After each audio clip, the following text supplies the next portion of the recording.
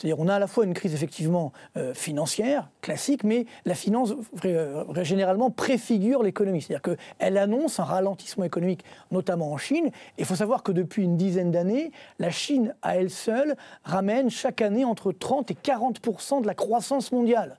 C'est-à-dire que si demain la Chine n'est pas là, évidemment on comprend que la croissance mondiale va s'effondrer. Alors ce qui est paradoxal néanmoins, c'est que moi je ne suis pas trop inquiet pour la Chine. Je pense que la Chine va résister parce qu'elle a des moyens de résister. On le voit aujourd'hui, elle baisse ses taux d'intérêt, elle déprécie sa devise, elle a à peu près 4 000 milliards de dollars de réserves de change, donc elle peut les utiliser pour relancer la machine. Ce qui est beaucoup plus inquiétant, c'est nous.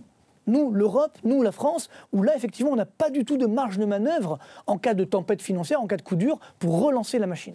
Et c'est ça le drame, c'est qu'en Europe, on n'a plus de cartouches à utiliser. C'est-à-dire que, j'irai même plus loin, c'est plus dangereux qu'en 2008. Avec la faillite de Lehman Brothers, parce qu'en 2008, à l'époque, on a pu baisser les taux, faire de la relance budgétaire, etc., de la planche à billets. Aujourd'hui, on a tout utilisé.